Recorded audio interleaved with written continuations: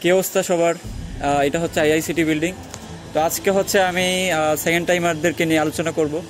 তোমরা most of the time হচ্ছে আমাকে কমেন্ট করো যে ভাই সেকেন্ড টাইমারদেরকে নিয়ে কিছু বলেন। তবে একটা মজার ব্যাপার আমি শেয়ার করি, এই শাহজালাল বিজ্ঞান ও প্রযুক্তি বিশ্ববিদ্যালয়ে সেকেন্ড টাইমারদের জন্য একটা বিশাল একটা সুযোগ কিন্তু রয়েছে। কারণ তুমি বিশেষ করে বুয়েট, রুয়েট, চুয়েটে এগুলোতে হচ্ছে তুমি সেকেন্ড টাইম দিতে পারবে না, এবং বাংলাদেশের সিস্টেমের কারণে অনেকে হচ্ছে পরীক্ষায় বসতেও পারবে না।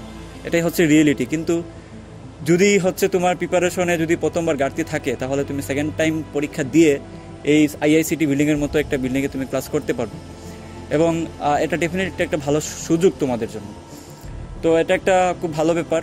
তো তোমরা যারা সেকেন্ড টাইম পরীক্ষার্থী যারা আসো, তাদের হচ্ছে ডিমোটিভেট হওয়ার কোনো কারণই নাই। তোমরা চাইলেই হচ্ছে এই প্রিপারেশন যদি ভালো থাকে, চাইলেই তোমাদের নিজেদেরকে আবার প্রমাণ করতে পারবে এখানে। শুধু আইআইসিটি বিল্ডিং বলবো কেন, এখানে ট্রিপলি, আইপি, সফটওয়্যার প্রত্যেকটা সাবজেক্টই কিন্তু অনেক ভালো।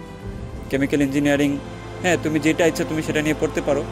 তবে আইআইসিটি বিল্ডিং নিয়ে অনেকেরই হচ্ছে অনেক ফ্যান্টাসি থাকে, যেটা আমরা জানি যে ডক্টর মোহাম্মদ জাফর ইকবাল স্যারের মাধ্যমে হচ্ছে এটা উদ্বোধন হয়েছিল।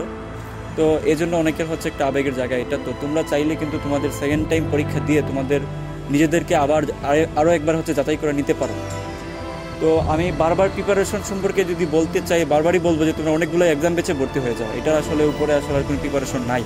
কারণ এক্সাম বেচে ভর্তি হলে যেটা হয় সেটা হলো অ্যাকচুয়ালি যে তুমি তোমার ভুলগুলো খুঁজে পাবা, এবং বেশি বেশি ভুল খুঁজে পাইলে তুমি ওইগুলো কারেকশন করার সময় পাবা, তাই না? তুমি যদি শুধু পড়তে থাকো আসলে তুমি তোমার উইক পয়েন্টটা খুঁজে পাবা না। হ্যাঁ, যেমনটা তুমি পরীক্ষার হলে যায় বসলে দেখবা যে তুমি ক্যালকুলেটর ছাড়া তুমি পরীক্ষা দিতে পারতেছো না।